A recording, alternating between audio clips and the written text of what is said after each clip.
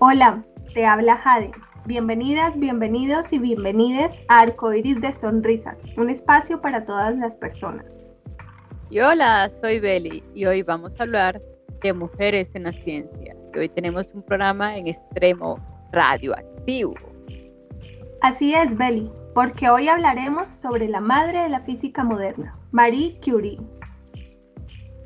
Y antes de empezar, quiero agradecer a todos los seguidores del podcast por escuchar el programa tanto en YouTube como en Spotify. Academia, análisis, antropología, arqueología, astronomía, avance, biología, clonación, estadística, eureka, evolución, química, expedición, experimento, explicación, exploración, física, fenómeno, genética, geografía, teología, hechos, hipótesis, ingenio, laboratorio, leyes, lógica, medicina, método, física, universo, teorías. Nada en este mundo debe ser temido, solo entendido. Estas palabras definen el carácter perseverante y luchador de Marie Curie. María Salomea Skłodowska-Curie, más conocida como Marie Curie, fue una física y química polaca. Fue la primera mujer en recibir un premio Nobel. Y no solo uno, sino dos, y en dos especialidades diferentes, física y química. Nació el 7 de noviembre de 1867 en Varsovia, capital de la partición Rusia de Polonia. Fue la quinta hija de Władysław Elosdowski, profesor de enseñanza media en física y matemática, y Bronisława Boguska, maestra, pianista y cantante. María tuvo 4 hermanos mayores: Sofía, Joseph, Bronisława y Elena. Tanto la familia de su padre como la de su madre habían perdido sus propiedades y fortunas durante las sublevaciones nacionalistas polacas en invasiones patrióticas destinadas a restablecer la independencia del país. En aquel tiempo, la mayor parte de Polonia estaba ocupada por el Imperio Ruso, país que de manera violenta había impuesto su lengua y sus costumbres. Junto con su hermana Elena, María asistió a clases clandestinas ofrecidas en un pensionado en las que se enseñaba la cultura polaca. Cuando las autoridades rusas suprimieron la instrucción del laboratorio de las escuelas polacas, Władysław, quien era profesor de física y matemática, trasladó gran parte de los aparatos e instrumental a su casa e instruyó a sus hijos en su uso. María adquirió de él su amor por la ciencia. Finalmente, Władysław fue despedido por sus supervisores rusos debido a su sentimiento polaco y forzado a asumir cargos de baja remuneración. La madre de María había administrado un prestigioso internado para niñas en Varsovia, pero renunció al cargo después del nacimiento de su última hija. Murió de tuberculosis en mayo de 1878, cuando María tenía 10 años, y su hermana Sofía falleció a causa de tifus, lo que llevó a María a cuestionar su fe católica y se volvió agnóstica. El 12 de junio de 1883 se graduó del instituto con una medalla de oro. Como no pudo inscribirse en una institución de educación superior, dado que no se admitían mujeres, junto a su hermana Bronisława ingresó en la clandestina Universidad Flotante, una institución patriótica de educación superior que admitía mujeres estudiantes. Dada la situación económica de su familia, María hizo un acuerdo con su hermana. María le ayudaría financieramente con sus estudios de medicina en París, a cambio de una asistencia similar más adelante. María ejerció de profesora particular en Varsovia y como institutriz de una familia terrateniente en Yuki. A finales de 1891 partió a Francia. En París, María, o Marie, como sería conocida más adelante, prosiguió con sus estudios de física, química y matemática en la Universidad de París. Aunque había adquirido conocimientos de manera autodidacta, tuvo que esforzarse para mejorar su comprensión del idioma francés, las matemáticas y la física para estar a nivel de sus compañeros.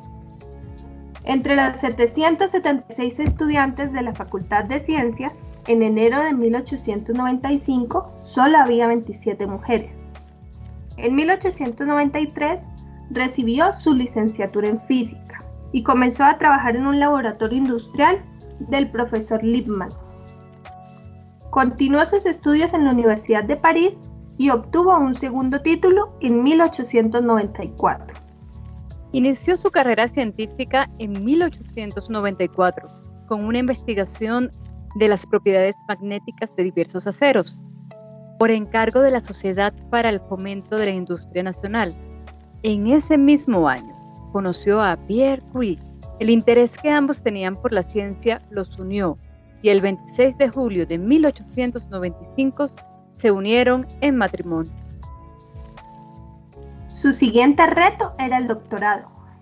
Decidió centrarse en los trabajos del físico Henry Becquerel, quien había descubierto que las sales de uranio emitían unos rayos de naturaleza desconocida, trabajo que estaba relacionado con el reciente hallazgo de los rayos X por parte del físico William Röntgen. Con la ayuda de su esposo, investigó la naturaleza de las radiaciones que producían las sales de uranio. En 1897 nació su hija Irene. Para mantener a su familia comenzó a enseñar en la Escuela Normal Superior. Los Curie no tenían laboratorio propio y la mayor parte de sus investigaciones eran realizadas en un cobertizo propiedad de la Escuela Superior de Física y de Química Industriales de París. Esta habitación estaba mal ventilada y no era impermeable. No eran conscientes de los efectos nocivos de la explosión continua de radiación. La facultad no patrocinaba su investigación, sino que recibían subsidios de empresas metalúrgicas y mineras y de varias organizaciones y gobiernos extranjeros. Los estudios sistemáticos de Marie Curie incluyeron algunos minerales como uranio, plexblenda, torbenita o autunita. Su electrómetro mostró que la plexbenita era 4 veces más radiactiva que el propio uranio, pero la torbenita tuvo una lectura 2 veces superior. Al observar la composición química, especuló que solo el uranio era el elemento radiactivo en ese mineral. Marie Curie decidió usar torbenita natural en lugar del artificial que estaba disponible en el laboratorio y registró que la muestra sintética del mineral emitía menos radiación. Llegó a la conclusión de que, si eran correctos sus anteriores resultados, de que la cantidad de uranio estaba relacionada con su radiactividad, estos dos minerales contendrían pequeñas cantidades de otras sustancias mucho más radiactivas que el uranio. Emprendió una búsqueda de sustancias adicionales que emiten radiación y alrededor de 1898 descubrió que el torio también era radiactivo.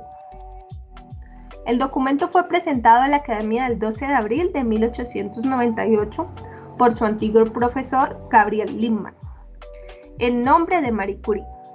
No obstante, ella sufrió un revés en su carrera al saber que su trabajo sobre la emisión radiactiva del torio, similar a la del uranio, había sido publicado por Gerhard Karl Schmidt 2 meses antes en la Sociedad Alemana de Física. En julio de 1898, el matrimonio publicó en conjunto un artículo en el que anunciaba la existencia de un elemento al que llamaron polonio, en honor a Polonia. En el otoño de 1898, Marie sufrió de inflamación de las yemas de los dedos, los primeros síntomas conocidos de la enfermedad de los rayos que la acompañaría el resto de su vida. La pareja retomó la búsqueda de otro elemento desconocido. Con ayuda de Gustav Beaumont, se las arreglaron rápidamente para obtener una muestra con una radiactividad 900 veces mayor que la del uranio.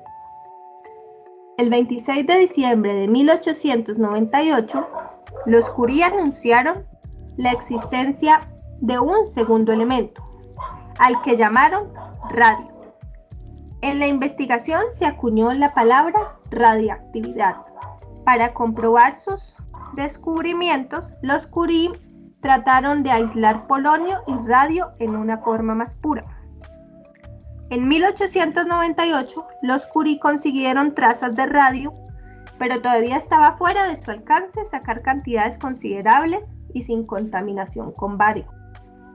Entre 1898 y 1902, los Curie publicaron de manera conjunta o por separado un total de 32 trabajos científicos, entre ellos el que anunciaba que cuando el ser humano se expone al radio, las células enfermas y formadoras de tumores eran destruidas más rápido que las células sanas. En 1900, Marie Curie fue la primera mujer en ser nombrada catedrática de la Escuela Normal Superior.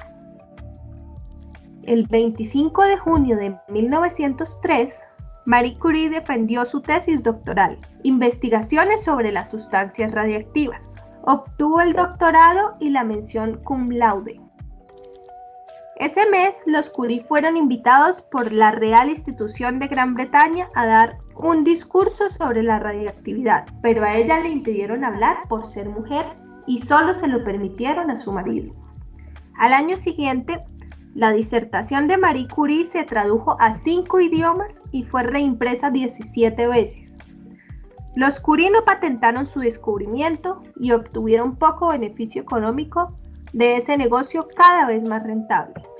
A partir de 1903, el matrimonio empezó a padecer sus primeros problemas de salud, pero los médicos solo los mantenían en observación. El 5 de noviembre de 1903, la Real Sociedad de Londres premió a la pareja con la medalla Davy, que se otorga anualmente al descubrimiento más importante en el campo de la química. Pierre viajó solo a Londres para recibir el premio. La Real Academia de las Ciencias de Suecia galardonó a Marie Curie con el Premio Nobel de Física en 1903. Junto a su marido y Henry Becquerel, en reconocimiento por los extraordinarios servicios rendidos en sus investigaciones conjuntas sobre los fenómenos de radiación descubiertos por Henry Becquerel. Fue la primera mujer en recibir tal galardón. Al principio, el comité seleccionador pretendía honrar solamente a Pierre y Henry, negándole reconocimiento a Marie por ser mujer. Uno de los miembros de la academia avisó a Pierre de la situación y Pierre dijo que rechazaría el premio Nobel si no se reconocía también el trabajo de Marie. En respuesta al reclamo, la incluyeron en la nominación. En diciembre de 1904, Marie Curie dio a luz su segunda hija, tras sufrir un aborto probablemente producido por la radioactividad. El 19 de abril de 1906, Pierre murió en un accidente en París.